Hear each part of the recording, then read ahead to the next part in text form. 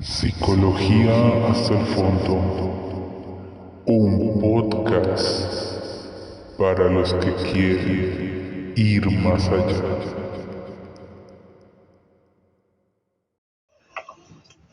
Muy buenos días, buenas tardes, buenas noches, dependiendo de la hora en la que se encuentren. Bienvenidos a su podcast Psicología hasta el fondo.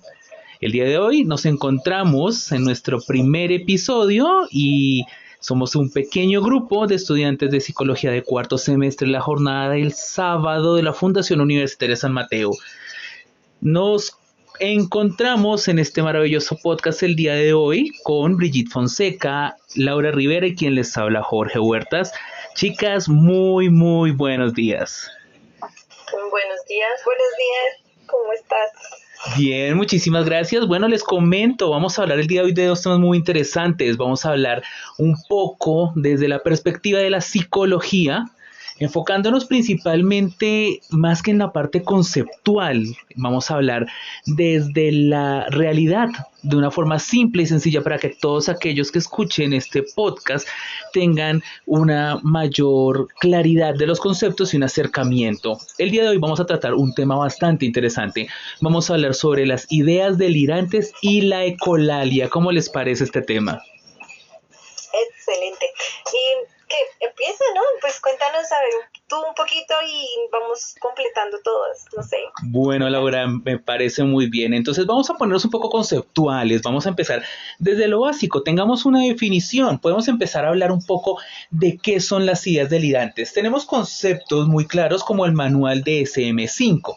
Este manual es casi que la Biblia de los psicólogos, es la que le da todo el contexto de criterios y de ideas a nuestra profesión. El DSM-5 nos dice muy claramente que las ideas delirantes son creencias falsas que se sostienen firmemente en el tiempo, son unos delirios, una parte alucinatoria y que por lo menos deben tener un mes sin presentar ningún otro síntoma psicótico. Las ideas delirantes como tal son creencias erróneas que tienen las personas que están bastante retiradas pues de la verdad, del entorno, y principalmente podemos evidenciar que dentro de este tipo de ideas delirantes existen como cinco subcategorías. Pueden existir más, obviamente, pero tenemos principalmente la personalidad erotomaníaca, tenemos también la grandiosidad, la celotipia, las ideas de tipo persecutorio y de tipo somático. ¿Qué les parece? Bien, pues interesante. Referente al tema que estás contándonos un poquito, digamos, en el tema de lo erotomaníaco, pues prácticamente es los pacientes que creen que otra persona los ama. Entonces es un tema muy amplio para, digamos, ahorita digamos, en la época que estamos, ¿no?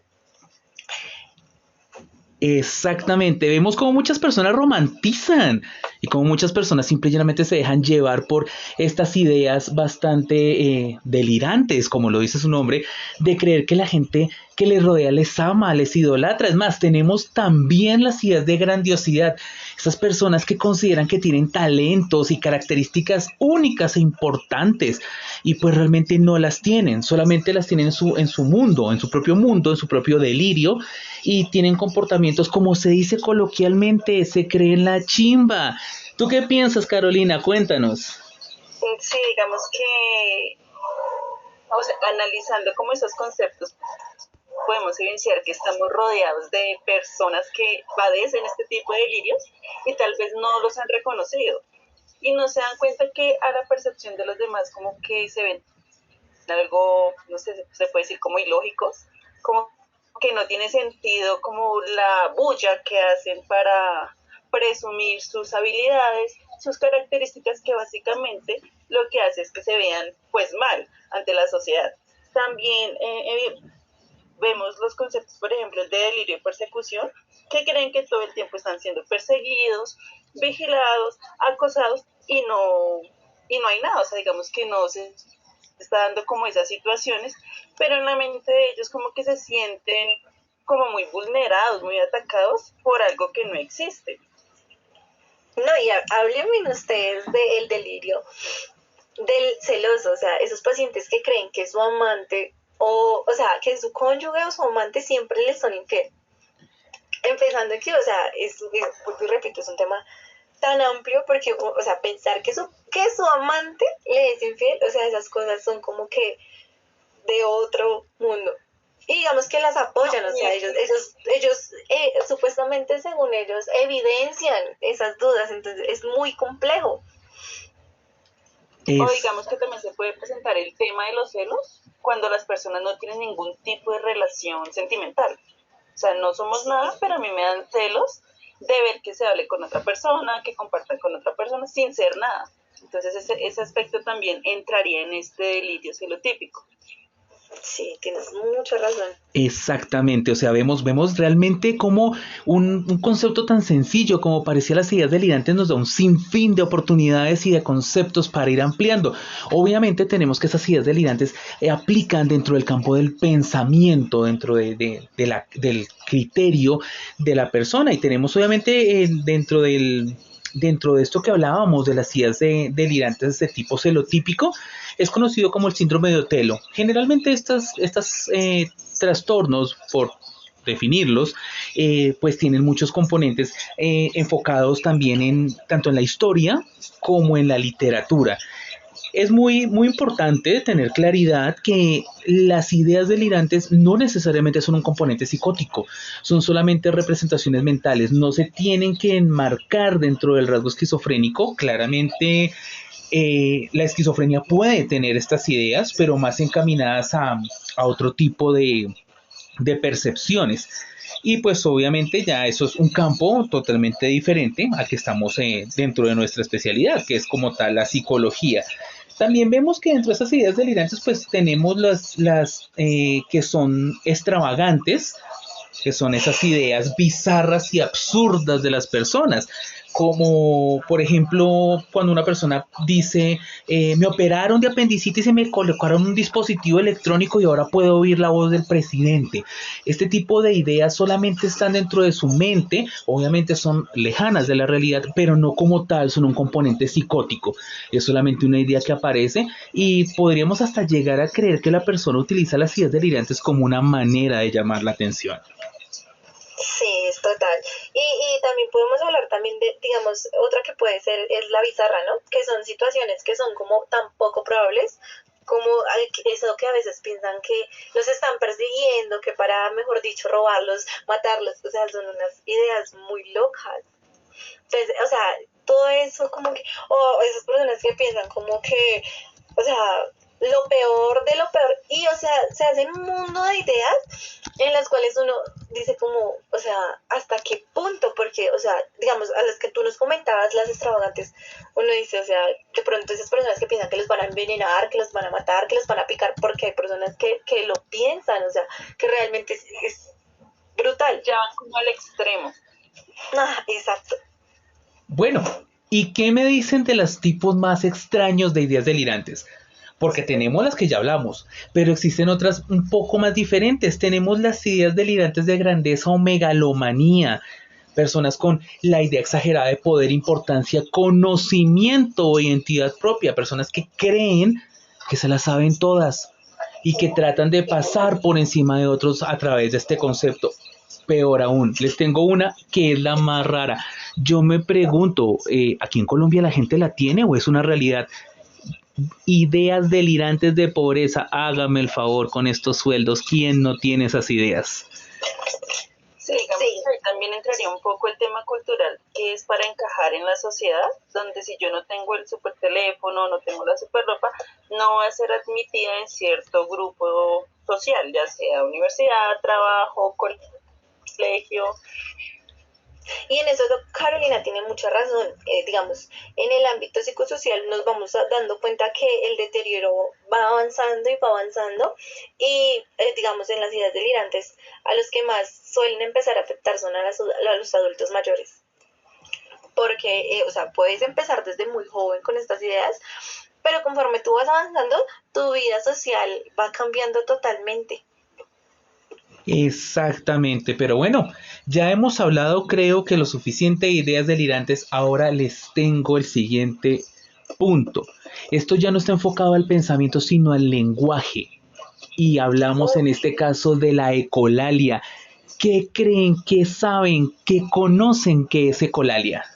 La ecolalia es un trastorno del habla donde la persona tiende a repetir las palabras, no necesariamente deben tener un significado, y pueden repetir las palabras o las frases, ya sea que las hayan escuchado hace poco, hace una semana, hace un mes, inclusive hace años.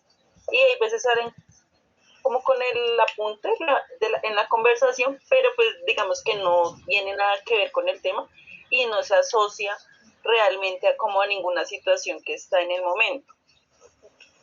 Complementando un poco de lo de Carolina, a veces también sabemos que digamos, la ecolalia, a veces las repeticiones son inconscientes o involuntarias. Conforme va pasando este trastorno del habla, va siendo inconsciente e involuntario. A veces las personas ya no lo controlan.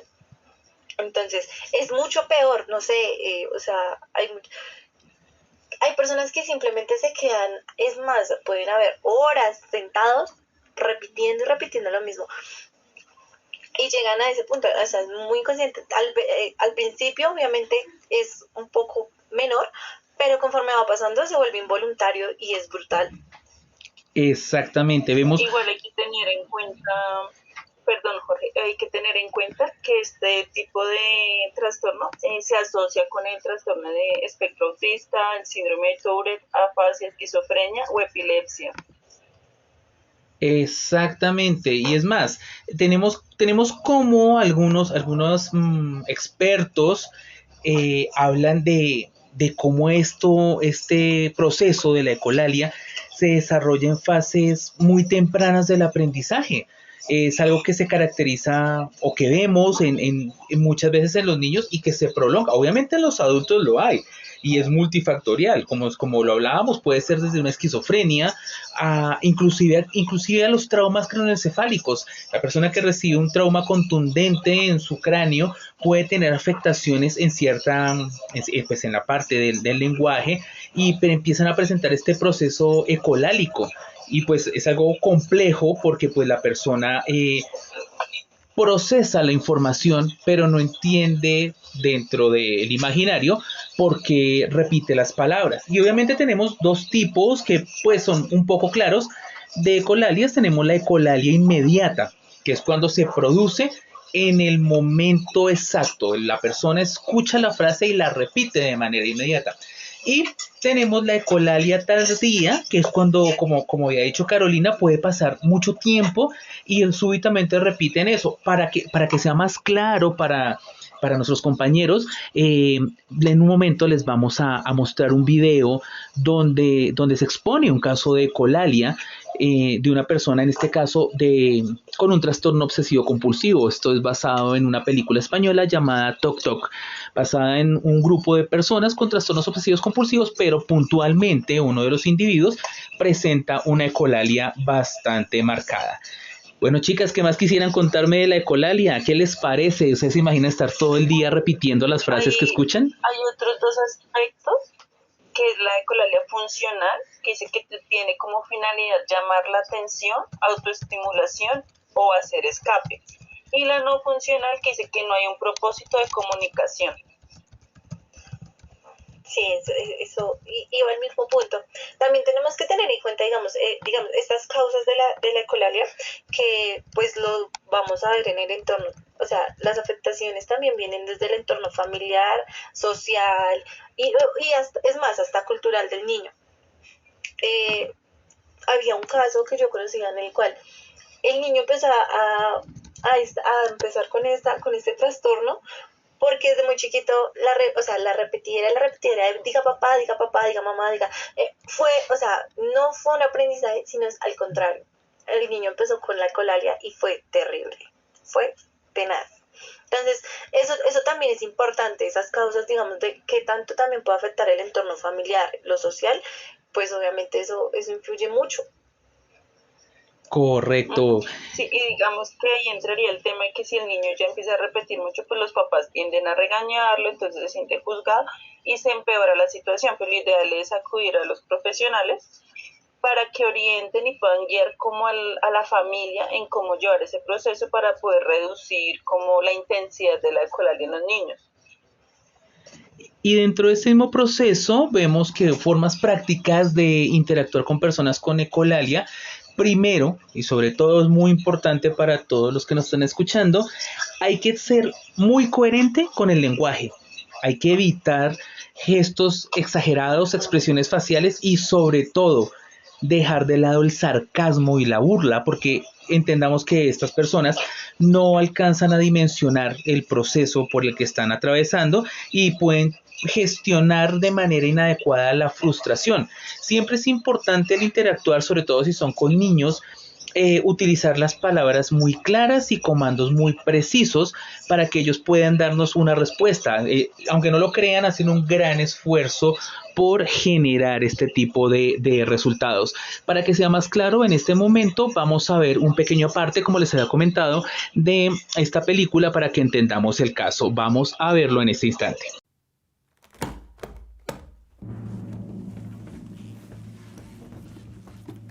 A ver, Lili, solo estamos probando. ¿Probando? No, todavía no. Dilo solo una vez. Una. Pica, pica. Pica, pica. Muy bien. Cuscús. Pica, pica. No, cuscús. Cuscús. Gori, gori. Gori. Estupendo. Yo. Tintín.